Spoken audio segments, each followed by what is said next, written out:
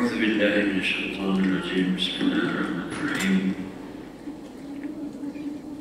إن الحمد لله نحمده ونستعينه ونستغفره ونعوذ بالله من شرور أنفسنا ومن سيئات أعمالنا. من يهده الله فلا مضل له ومن يضلل فلا تجد له وليا مرشدا. أشهد أن لا إله إلا الله وحده لا شريك له وأشهد أن محمدا عبده ورسوله.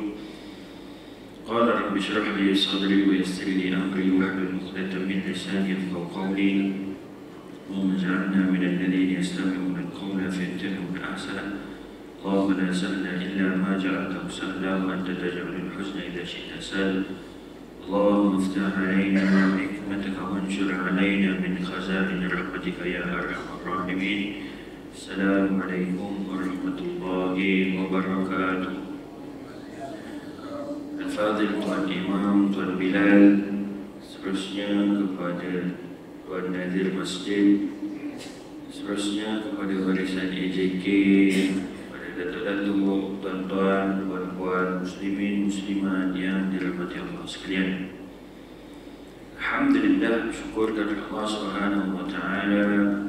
Pada pagi 28 Syaban bersamaan dengan 9 Mac hari ini kita dapat sama-sama menunaikan salat fardu subuh berjemaah, dan seterusnya Allah beri peluang kepada kita untuk sedikit duduk meluangkan masa mendengar ulang kaji mungkin topik-topik yang kita dah pernah ambil, kita dah pernah belajar sebelum ni. Jadi hari ini kita niatkan kita menuntut ilmu, sedikit ilmu yang ada di dalam agama Islam, dan kita berdoa kepada Allah SWT semoga apa yang kita ambil, apa yang kita kaji pada hari ini Allah mudahkan kepada kita untuk kita beramal dengannya, dan seterusnya akan menjadi saksi di hari akhirat nanti, dan menjadi pemberian kepada timbangan amalan kebaikan kita insya-Allah. Allahumma amin. Tuan-tuan, puan-puan yang dirahmati Allah sekalian, insya-Allah 29 Syaban satu Malaysia akan pergi mencerah anak bulan Ramadan. Maknanya itu kebiasaannya, dan itu yang diperintahkan oleh Nabi SAW. Jika masuk 29 hari bulan saja, maka memang kita akan tengok anak bulan baru 29. Jadi teorinya, dan itulah yang menjadi amalannya, setiap 29, kalau 29 tu nampak anak bulan, maka esoknya adalah satu hari bulan baharu. Setiap bulan begitu. Hari ini 29 sebagai contoh, esok 29, hari ini berapa? Tapi esok, contohnya esok 29 tengok nampak, maka lusa adalah hari baru, bulan baru. Jadi kita dah banyak bocor rahsia dah sebenarnya. Kalender Buddha lah, kalender macam-macam kalender kita ada. Jadi kalau ikut kalender tu, esok tak cukup syarat, maka digenapkan. Kot-kot lah esok nampak, maka lusa satu hari bulan baru. Jadi kalau tak nampak, maka digenapkan 29 itu, bulan itu digenapkan 30 hari dan artinya kita ada satu hari lagi untuk menghabiskan bulan Syaban. Jadi tuan-tuan, sebagai persiapan kita untuk memasuki bulan Ramadan, kita perlu ada checklist dan kita perlu ada persediaan. Kerana bulan Ramadan adalah bulan latihan, bulan Ramadan adalah bulan yang memudahkan. Jadi perlu ada latihan dan perlu ada benchmark apa kita nak bulan Ramadan tahun ini. Jadi sama-sama kita berazam, tuan-tuan, jadikan bulan Ramadan tahun ini adalah lebih baik daripada bulan-bulan Ramadan yang pernah kita lalui sebelum-sebelum ini. Kita tambah ilmu berkaitan dengan Ramadan, kita tambah ilmu, kita tambah amalan kita, kan? Semoga Ramadan kali ini akan menjadikan kita insan yang lebih bertakwa, kerana itu adalah matlamat daripada puasa di bulan Ramadan. Baik tuan-tuan, puan-puan yang dirahmati Allah sekalian, InsyaAllah kita sambung perbincangan kita pada hari ini, iaitu daripada 10 asas penyucian hati ataupun 10 sifat mazmumah. Buku yang disusun daripada karya Imam Hujjatul Islam Abu Hamid Al-Ghazali, diterbitkan oleh Jabatan Mufti Negeri Islam. Boleh di-download secara percuma di website Jabatan Mufti Negeri Islam. Hari ini kita nak sambung sedikit tentang kesombongan, dan hari ini saya berazam juga untuk menghabiskan tajuk sombong kita ni. Tapi seperti biasa, sebelum tu kita ulang sedikit 10 sifat mazmumah ataupun sifat mazmumah kita yang kita dah ambil ini adalah sifat ke-8. Sebelum itu, yang pertama kita dah ambil makan berlebihan. Makan berlebihan mazmumah. Bercakap berlebihan itu yang kedua, itu juga sifat mazmumah. Dia makan, dia bercakap, dan seterusnya dia marah. Marah juga sebahagian ataupun salah satu sifat daripada sifat-sifat mazmumah. Seterusnya hasad. Sifat keempat itu hasad. Yang kelima, bakhil dan mencintai harta. Yang keenam, cinta kedudukan dan kemegahan. Yang ketujuh, cintakan dunia. Dan yang ke-8 yang akan kita habiskan pada hari ini, insyaAllah, berkaitan dengan al-kibir. Al-kibir ataupun sombong. Qala rahimahullah wa nafa'ana bi'ulumihi fi daraini amin. Moga Allah memberi manfaat kepada kita di dua rumah kita, iaitu di dunia dan di akhirat, insyaAllah. Hakikat kesombongan kita dah bahas panjang sebelum ni. Imam Ghazali dah sebutkan membawakan beberapa potongan hadis dan ayat-ayat suci Al-Quran, bagaimana tercelanya dan bagaimana Allah mencela sifat mazmumah sombong ini di dalam Al-Quran dan di dalam hadis-hadis Nabi sallallahu alaihi wasallam. Jadi dalam bab seterusnya, Imam Ghazali menceritakan tentang hakikat kesombongan. Kesombongan adalah melihat diri sendiri lebih tinggi daripada orang lain dalam sifat-sifat kesempurnaan. Merasakan diri kita sempurna dalam apa bentuk sekalipun, maka itulah sombong. Rasa diri lebih cantik, lebih handsome, lebih kacak, lebih elok daripada orang lain, itulah sombong. Rasa diri lebih berilmu, itulah sombong. Rasa diri lebih kaya daripada orang lain, itulah sombong. Rasa diri lebih sempurna dalam apa-apa sifat kesempurnaan, itulah sombong. Jadi tugas kita bukan nak tunjuk ke orang, bukan nak tuding ke orang, kau ni sombong, kau ni sombong, orang ni sombong, dia tu sombong. Bukan tuding ke orang. Apa yang kita ambil ini adalah untuk kita tuding balik kat diri kita. Aku ni ada sombong ke tidak? Kalau rasa macam mana, cepat-cepat kita berdoa bagaimana Nabi ajarkan. Seterusnya, maka muncullah dalam hati sifat kebanggaan. Dia bangga dengan apa yang dia ada. Kalau dalam bulan lepas, pertemuan bulan lepas, berapa? 17 bulan lepas, bila saya bawakan contoh, pakai selipar pun boleh sombong. Boleh sombong. Muncullah dalam hati sifat kebanggaan dengan keburukan dan pegangan tersebut. Dia bangga dengan selipar yang dia pakai itu. Boleh muncul sombong.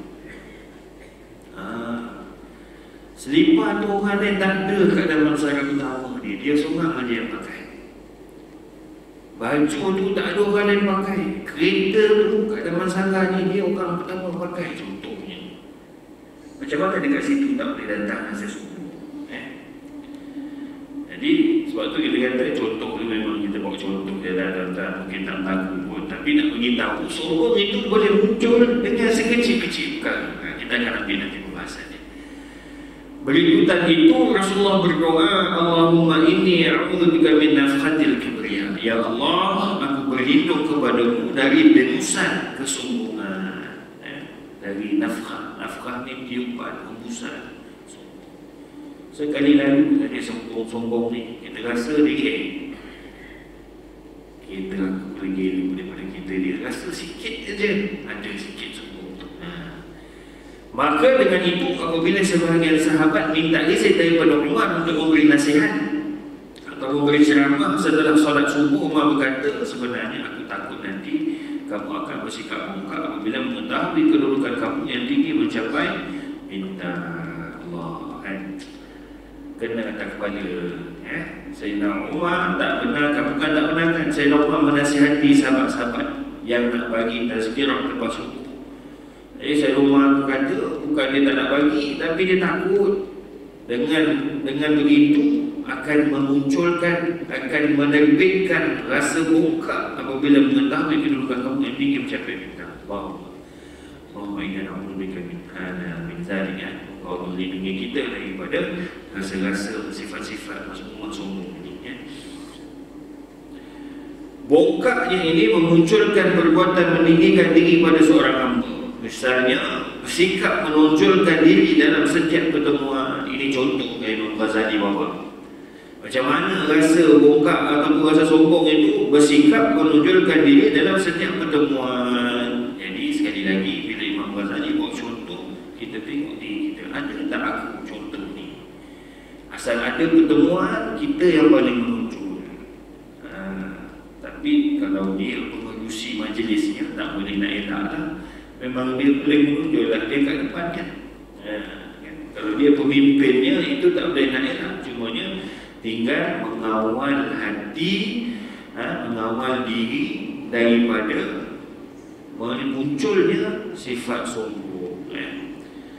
Mengambil jalan paling hadapan ketika berjalan untuk dilihat orang sebagai sombong. Itu tambahan saya lah. Maknanya mengambil jalan paling depan ketika berjalan. Maknanya dalam kumpulan yang ramai, dia jalan paling depan.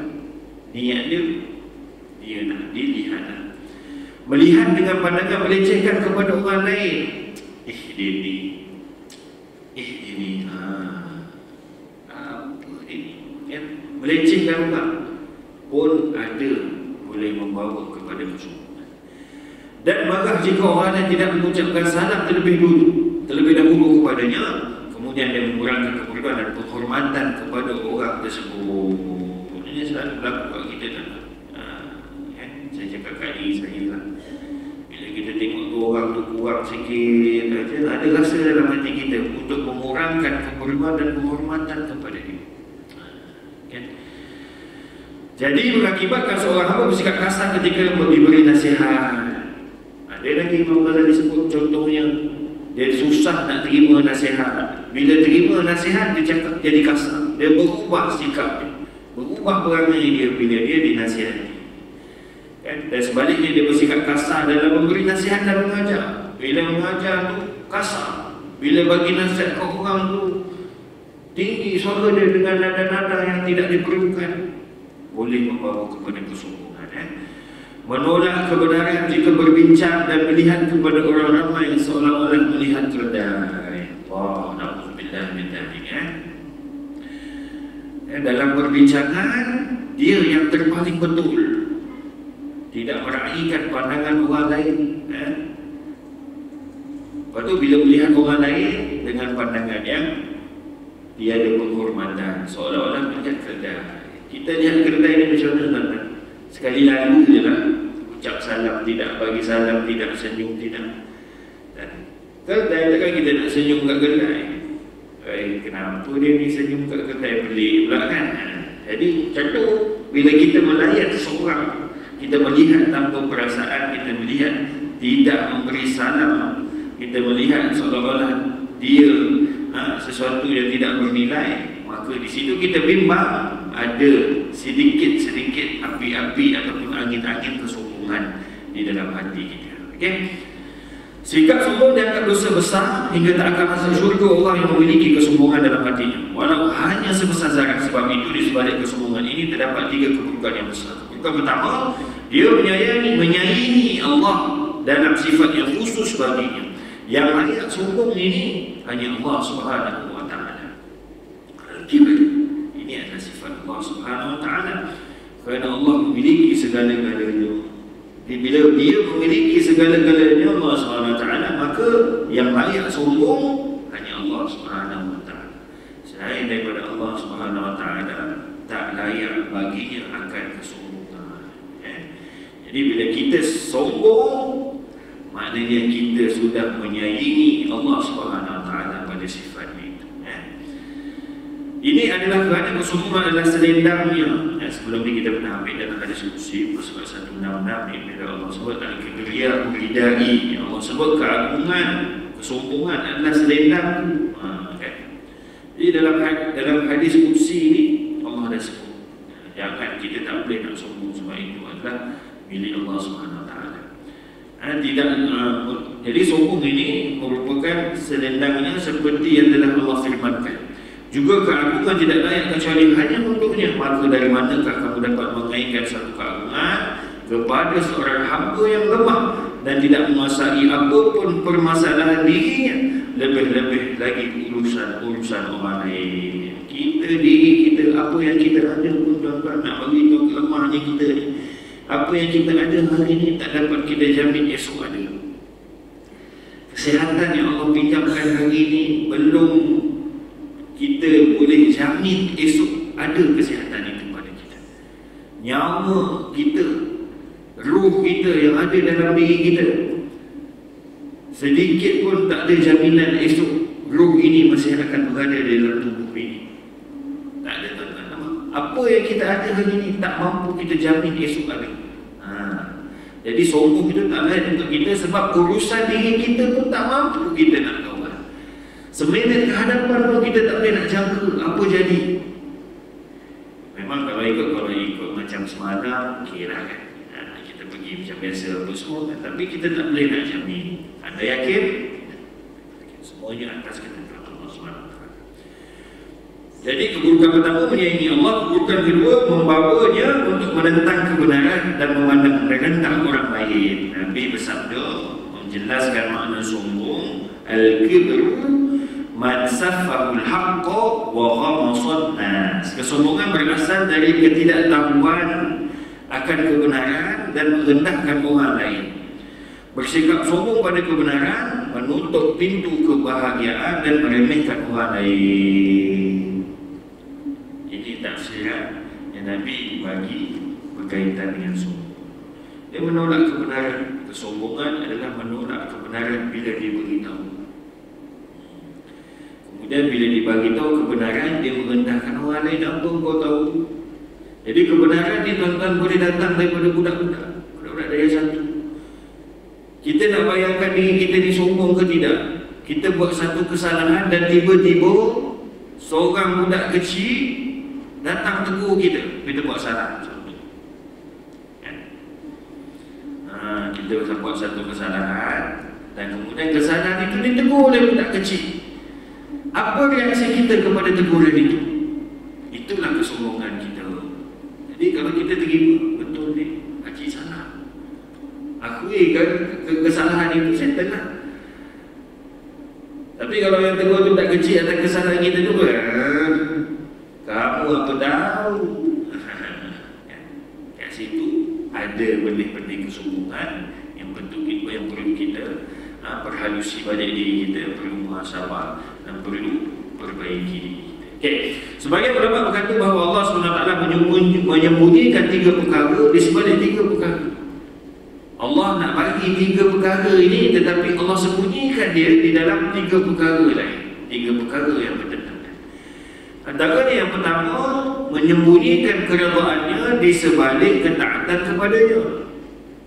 Maka janganlah sekali-kali kamu merendahkan sesuatu dari ketaatannya kerana boleh menjadi Allah ada di dalamnya. Jangan kita pandang remeh kepada sesuatu kebaikan sekecil mana pun ia, selagi mana dia ketaatan kepada Allah sekecil mana pun dia, jangan kita pandang remeh. Sekecil-kecil benda, kutip sampah, kita nampak sampah tepi sebelah kereta kita, bukan kita punya. Bukan aku punya, buat apa aku nak sibuk-sibuk, ada yang bersihkan tepi. Sekecil-kecil benda, kita nampak batu, kita nampak benda yang boleh kalau orang langgar ni jatuh tengah jalan ni kan, kita pun cuba untuk alih sekecil-kecil benda.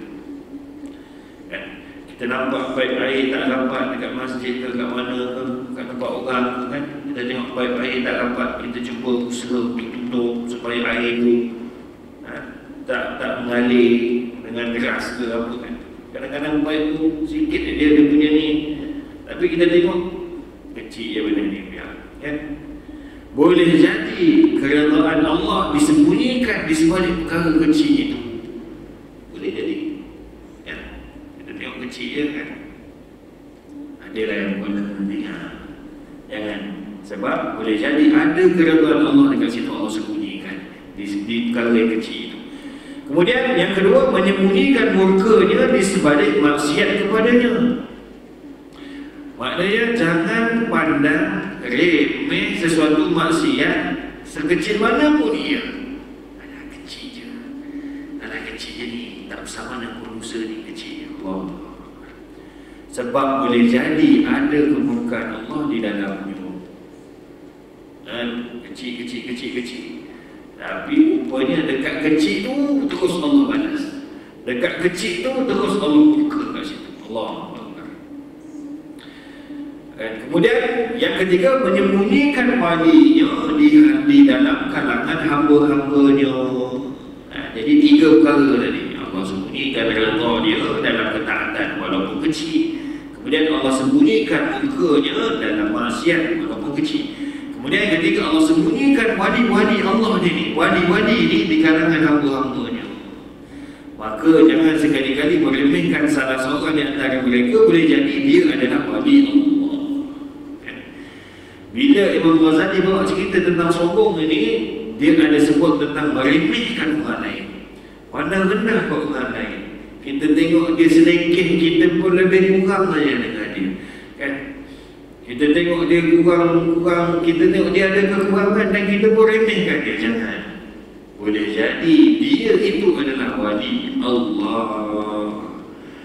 Ialah kita dah tahu wali, dia tak ada tulis kat dahi wali, saya wali. Kalau dia tulis saya wali itu, dia dah ada something yang tak kena lah. Dan dia pula tak mengaku saya wali. Saya ni wali. Memanglah wali kalau ada nak perempuan jadi wali lah dia. Tetapi wali ni maksudnya wali-wali yang menjadi pilihan Allah Subhanahu Wa Taala. Kan? Boleh jadi orang kita pun tak tahu dia wali dan dia pun tak tahu dia wali. Kan banyak cerita ulama-ulama ceramah-ceramah yang saya dengar. Kan ustaz-ustaz cerita, orang kampung cerita, hidup dia biasa je. Biasa sangat. Tapi kewalian dia itu muncul selepas kematiannya. Satu-satu Allah tunjuk, satu-satu. Jadi kita tak boleh nak ngaku wali kan?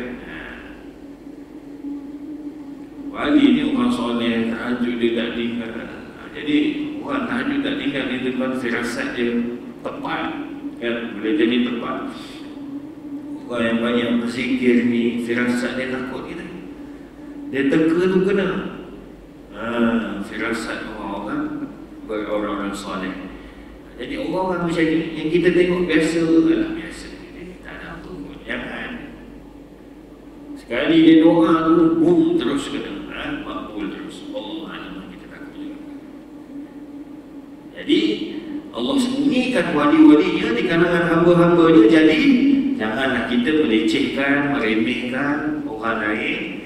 Walaupun kita tengok dia orang yang sangat-sangat biasa, ataupun kita tengok orang dia orang tak janji dia orang, janji dia makhluk Allah, janji dia nama manusia, kita perlu layan dia sama macam orang lain. Baik. Keburukan ketiga tadi pertama, Imam Ghazali kata dia menyayangi Allah. Kemudian yang kedua, membawa dia kepada untuk menentang kebenaran dan memenangkan orang lain. Dan keburukan ketiga, menjadi penghalang antara dirinya dan semua akhlak terpuji. Jadi sombong ni antara benda yang besar juga lah. Bila ada sombong saja dalam diri seseorang itu, maka kesombongan itu akan menjadi penghalang dia untuk beroleh sifat-sifat dan akhlak-akhlak terpuji yang lain. Orang sombong tak akan mampu mencintai orang lain sebagaimana dia mencintai dirinya. Dia tak sayang diri dia. Orang sombong ni dia tak sayang diri dia pun. Dia bila dia tak boleh nak sayang diri dia, maka dia tidak akan boleh sayang orang lain. Sebagaimana hadis Anas dalam Muslim, riwayatkan walladhi nafsi biyadihi la yu'minu 'abdun hatta yuhibbu li jarihi aw qala li akhihi ma yuhibbu li nafsi. Demi sesungguhnya yang rohku berada di tangannya, Allah Subhanahu wa taala, maksudnya la yu'minu 'abdun, tidak sempurna iman seorang hamba sehingga dia mencintai untuk jirannya atau untuk saudaranya apa yang dicintai untuk dirinya. Kita ni sayang ke orang lain ni, yang kata berkasih sayang dalam untuk orang lain ni, kita suka untuk diri kita, itu juga apa yang kita suka untuk berlaku ke orang lain. Kita suka dilayan dengan baik, maknanya itu juga layanan baik juga yang diberi kepada orang lain tanpa ada syarat. Dia suka orang bagi makan kat dia, dia pun bagi makan kat orang. Macam mana dia suka orang bagi dia makan? Dia suka buat baik ke orang, macam tu juga dia suka buat baik orang, orang baik dengan dia. Dia suka orang buat baik dengan dia, begitu juga dia buat baik. Jadi begitu. Itu tanda kasih sayang kita. Jadi kita tak suka orang sombong dengan kita. Jadi kita jangan sombong dengan orang. Kita tak suka orang lecehkan kita. Jadi jangan kita leceh-leceh orang, kecil-kecilkan orang. Kau apa tahu, kan kecil je ayat tu, pendek je. Tapi tu mengecil-kecilkan orang, meleceh-lecehkan orang. Yang kedua, orang yang sombong juga tidak boleh bersikap rendah hati, meninggalkan kekerasan, kedengkian dan amarah. Orang sombong dia akan jadi keras. Dia dah menolak kebenaran, tak boleh nak lembut dah. Apa yang dia bagi tahu ni betul, salah ni, hukum syarak ni, biarlah salah. Kan? Kekeras, dia keras, dia dengki dan dia mudah marah. Dan yang ketiga, orang yang sombong tidak juga mampu menahan marah untuk memberi nasihat dengan lembut dan tidak pula mampu meninggalkan ria. Bagi nasihat pun keras, bagi nasihat pun macam nak makan orang. Ini bukan bagi nasihat ni, ini nak makan orang ni, dan tidak pula mampu meninggalkan ria. Kesimpulan, akhlak buruk akan mengakibatkan seorang yang sombong bergelombang dalam dosa. Adapun akhlak yang mulia akan menuntun seseorang hamba untuk meninggalkan kesombongan. Jadi panjang lebar cerita sombong ni. Panjang lebar cerita sombong ni. Jadi seterusnya Imam Ghazali nak bagi tahu macam mana nak membuat sombong. Dia bagi juga teori. Ini yang kita belajar ni semua teori, tuan-tuan. Pengamalan dia dan hakikat dia hanya kita yang boleh tahu hakikat sombong dalam diri kita tu. Sejauh mana level sombong kita tu, banyak mana kuota sombong dalam diri kita tu. Macam mana nak ubat sombong? Perubatan yang terbaik untuk menghilangkan keburukan sifat sombong adalah dengan mengenali diri sendiri, yang kejadian awalnya adalah daripada setitis mani yang menjijikkan. Tu Imam Ghazali bagi. Tak sedar diri lagi. Siapa pun kita hari ini, baik dia ustaz ke, baik dia bagi ceramah ke, baik dia apa ke, selalu keluar kat TV ke apa ke, asalnya dia itu dulu adalah setitis mani yang menjijikkan. Nak sombong lagi?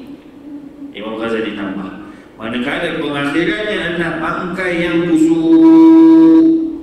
Mula jijik, akhirnya busuk.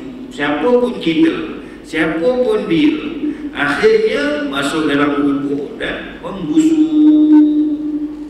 Kita ni kalau orang bau, badan kita madu dan bau yang tak senang keluar daripada badan kita ni. Kalau orang terbau, malu kita. Jadi kita anggaplah busuknya kita itu adalah penghinaan untuk kita hina kita. Walaupun daripada sudut fiqahnya, jasad Muslim ni perlu dilayan sebagaimana dia hidup. Dalam hadis juga, mematahkan tulang orang yang mati ini sama seperti mematahkan tulang dia ketika dia hidup. Itu syariat daripada sudut syariatnya, tapi hakikatnya busuk. Dalam busuk-busuk tu pun perlu dijaga hak kehormatannya. Nak bagi tahu kita ni busuk juga nanti. pun nak sombong lagi. Sedangkan selama tempoh waktu antara kedua-dua perkara tersebut, dia hanya membawa kotoran. Antara dia hidup setitis mani tadi sampai dia nak busuk, sampai dia nak mati tadi, manusia ni antara dua tempoh ni dia hanya membawa kotoran. Dalam perut tu, maknanya Imam Ghazali membawa contoh, yang kita bawa dalam perut kita ni tahi. Tak maaf lah kan? Maknanya yang kita bawa dalam perut kita ni adalah benda-benda busuk, membawa kotoran. Imam Ghazali kata hina ni kita, mula dengan cici, akhir dengan busuk, di antara ke tengah-tengah itu adalah membawa kotoran, tong sampah, gerak, lori sampah. Firman Allah SWT, Qutilal insan ma akfarah, min ayyi syai'in khalaqah, min nutfatin khalaqahu faqaddar, thumma sabila yassar, thumma amatahu fa'akhbar. Binasalah hendaknya manusia yang ingkar itu betapa besar kekufurannya. Tidakkah dia memikirkan dari apakah ia dicipta oleh Allah SWT? Dari air mani diciptanya, serta dilengkapkan keadaannya dengan persediaan untuk bertanggungjawab. Kemudian jalan yang baik dan jahat dimudahkan Tuhan kepadanya untuk menimbang dan mengambil mana satu yang ia pilih. Kemudian dimatikannya, lalu diperintahkan supaya ia dikuburkan. Jadi Imam Ghazali bagi tahu, umat sombong, tahulah bahawa kita ini sentiasa hina. Tak layak kita nak menyombong ni, tak layak kita nak rendah-rendahkan orang lain, tak layak kita ni untuk membesarkan diri kita lebih daripada orang lain, nak bangga dengan apa yang kita ada. Itu bukan layaknya seorang hamba Allah SWT. Rincian dalam mengobati kesombongan, ubat pertama adalah ilmu. Afatul ilm al-khuyana, afatul ilmi al-khuyana. Perosak ilmu adalah kesombongan. Bila dia sombong saja, maka rosaklah ilmunya. Orang alim, bila dia sombong, orang dah tak terima dah kealimannya. Gitu. Kan? Kita punya selebriti apa kan, bila dia famous, tiba-tiba dia sombong, maka akan hilang ke-famousan dia. Orang dah tak nak tengok dah, orang dah tak layan dia dah kan. Jadi yang pertama sekali adalah ilmu.